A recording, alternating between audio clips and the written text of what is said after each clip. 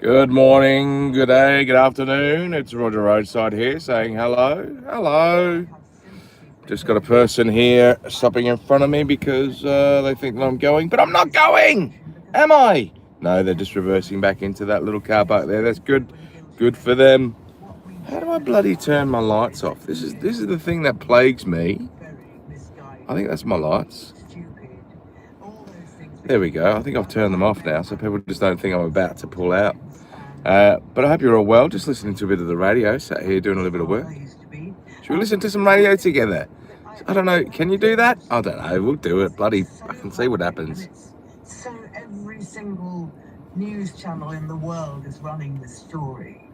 And I think, when you read the comments of a lot of readers of newspapers and things, they also have a twinge of sympathy for Andrew, because it seems like he's been hounded. Of course, there's no reason why he shouldn't be. Oh, Andrew's been hounded. Oh, darling, he's been hounded. Oh, no. Well, I think Ingrid raises a very good point, doesn't she, Michael? Serious criminal allegations must be addressed and investigated, but trial by media is unfair. Absolutely. You were quoting the Old Testament a little bit earlier. How are the mighty fallen? And of course, there's another saying, no matter how high you are, the law is above you. And of course, Andrew is now experiencing that. And we may have a situation where... Oh, we may have a situation. Conducted in the name of the monarch. We'll have R versus Mountbatten Windsor, the king notionally, legally against his own brother in a court of law. Of course, extraordinary day yesterday, and perhaps more of that to come tomorrow, and for days to come. So a bit of painting there. There you go. Exaggerating the gravity of the situation. Bloody warm in here, I tell you that. Jesus. Do you know what? I can never get my bloody... This is really boring stuff, but I can never get my bloody internal climate right in this vehicle. Oh, it's always too bloody hot. I know that's not really amazing stuff, but yeah, there you go. We've all learned something today. All categories. There you go.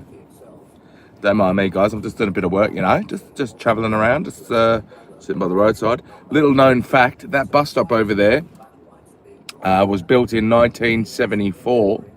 It was built by a fella called Enrique Frederico. Enrique Frederico was his name. He was German, and he loved samba dancing. He used to have hips that used to shift for days, and he actually signed the bottom of that bus stop.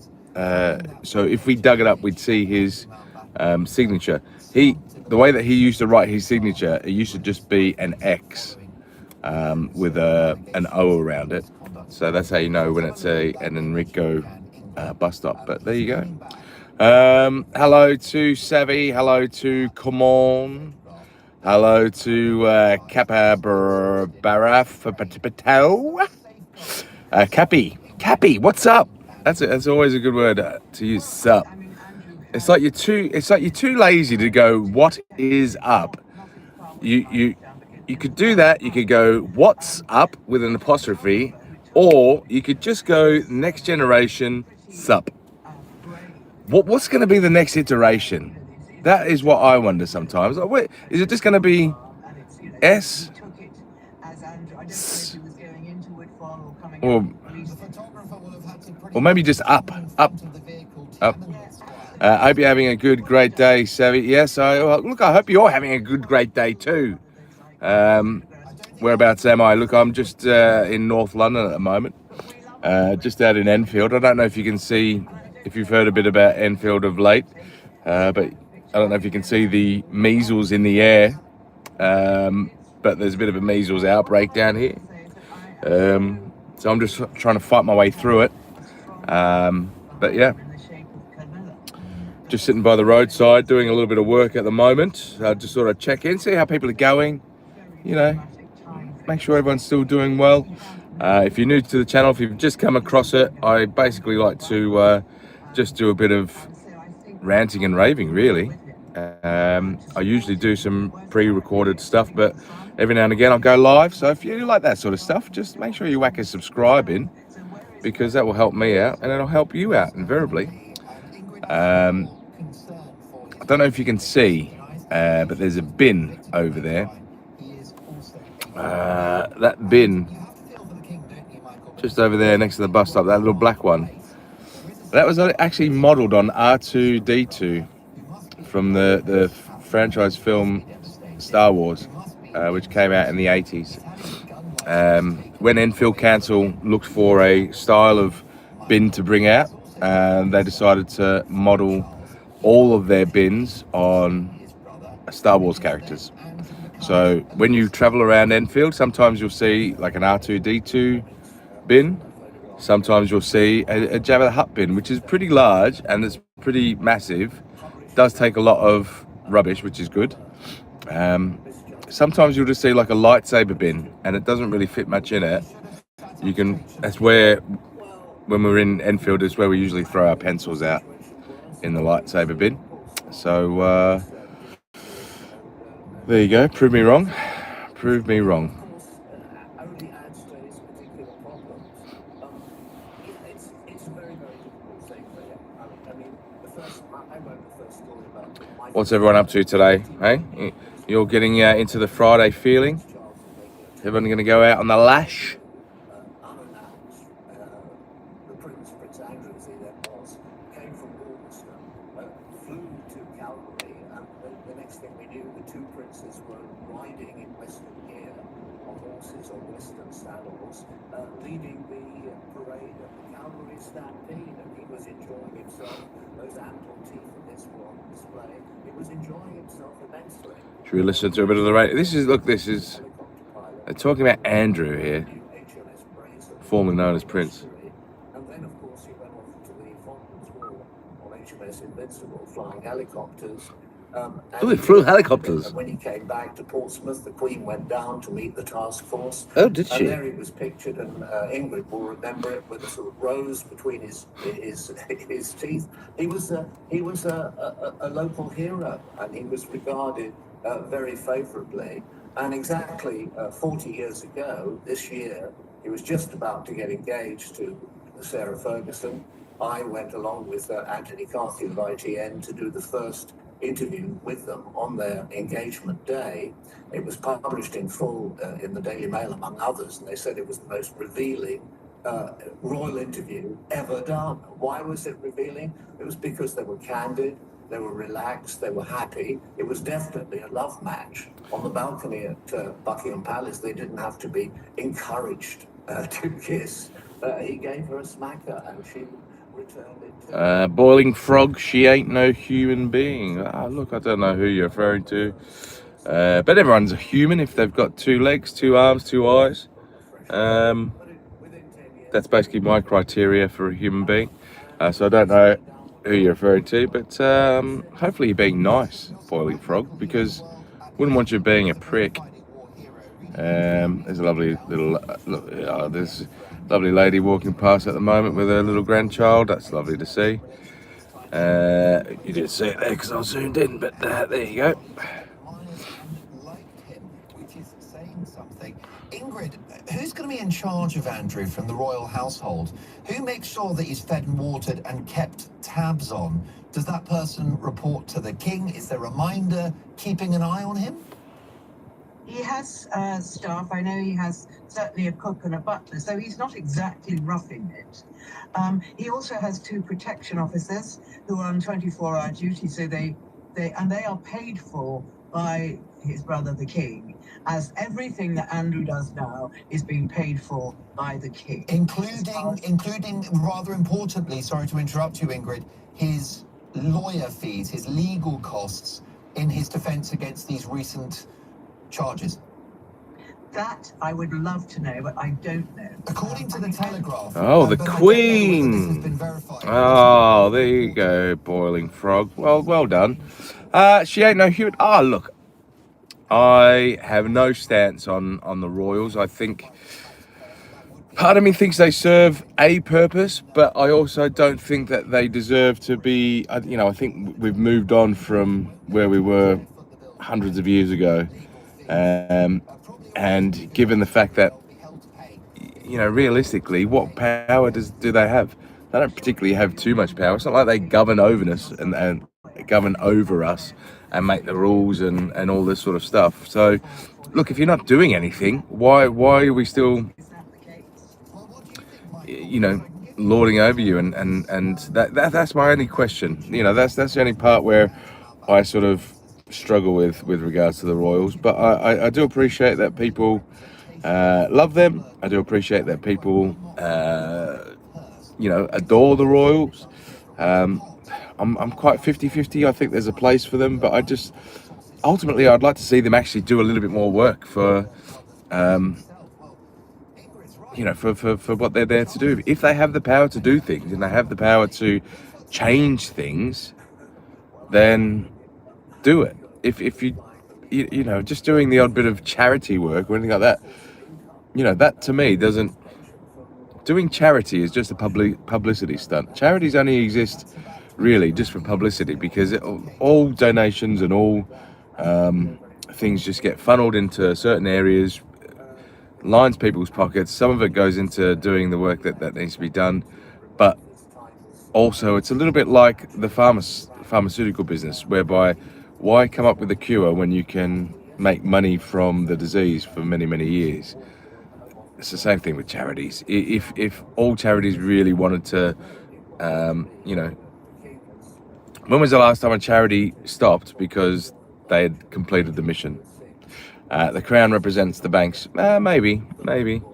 I think the politicians and I think the banks represent themselves, to be honest. I think we're governed by so many corporations behind the scenes that we just, our lives are somewhat controlled by that. But,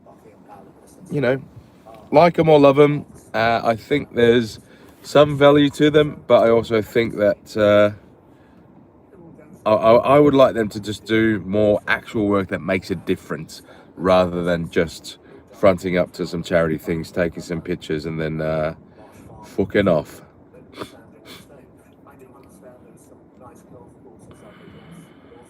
But I'm not sure whether the Prince will be having many opportunities to make use of those facilities in the weeks to come. Well, I don't know. He does like to swing. Ingrid, can I ask you about that accommodation in Sandringham? How tenable and sustainable is that, given the fact that you've got the optics of the head of state of this country, King Charles, bankrolling the lifestyle of a disgraced figure?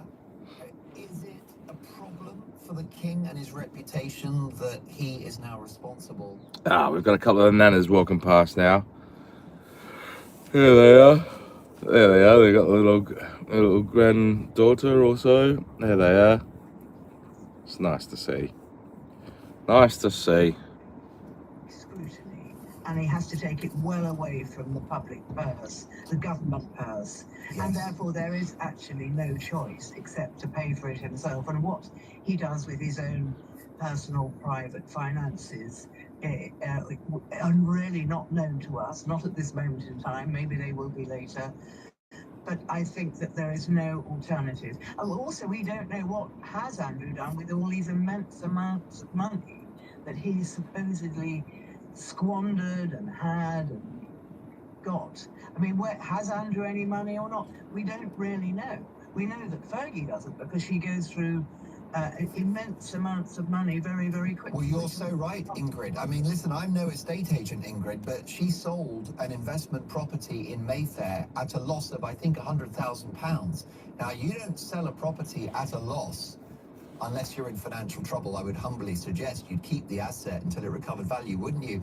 Ingrid, that property belonged to the daughters. The Queen gave her money to buy a property for the children. Right, Yes. but she took a haircut on it, which is not the best sign for her finances, would you say? No, that's very true. Absolutely. So Ingrid, stay with us. Michael, final thought on this. You are not just a royal commentator and broadcaster, ex-BBC, you're a communications expert as well. Does the king at some point need to address the nation? Does he need to record a video? Well, he's got a problem because this is an active police investigation with sub judice, and he'll have to choose his moment right.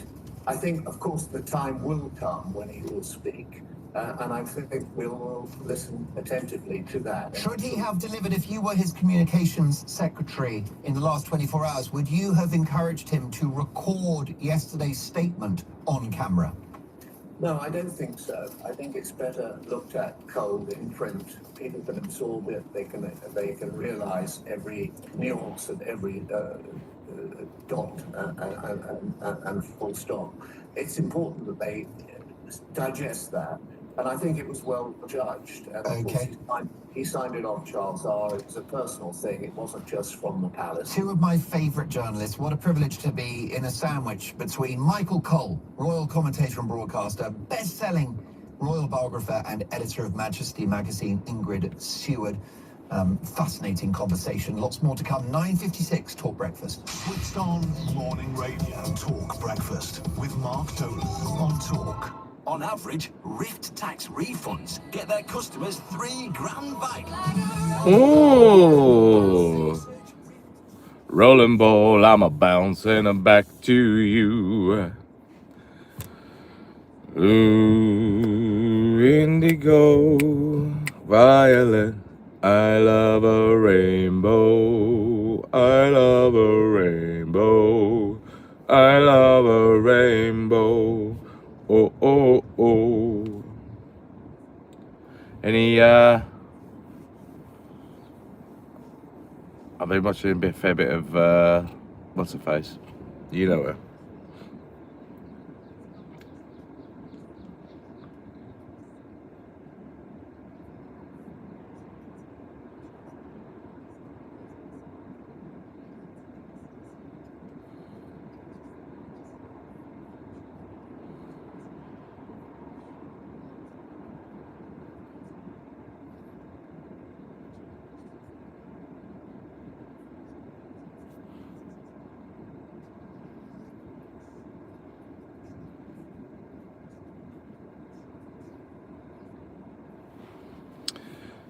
What's been happening on your side of the fence? Anything interesting going on? Gearing up for a Friday night. Sometimes I just like to live vicariously through other people now that I'm a father, because I have to say, look, it's not the easiest when you are governed by a little bloody tiny tot running around. All he just wants to do is eat, poop, and be picked up, which is lovely. I mean, it's beautiful having a child, but you know, if there's any interesting things that are happening this weekend for you, it's always good to live vicariously through people.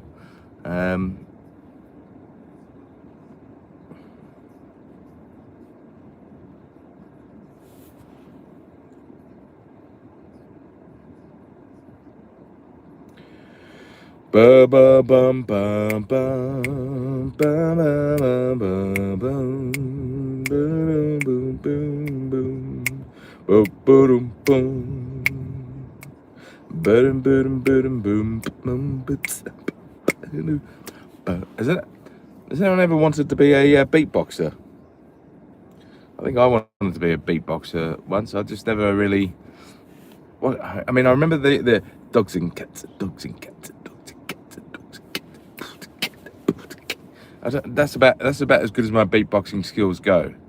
I always wanted. I watched a couple of beatboxing videos, and I love it when they do this thing, and it's almost like this massive bassy explosion. And I've always wanted to try and learn that, but every time I've tried to do it, I've just ended up just spitting and mucus and phlegm just fly out from every orifice, not just my mouth, ears, nose, bot, everything. But there's a bit of, what should we give him? Should we give him some Chicago Town Twin? I love a rainbow. What about some Harry Connick? Me, on the corner of 12th and soon I'll be standing there with Cupid, and he can aim that thing. Nothing lasts forever, then I guess I better take it forever for now.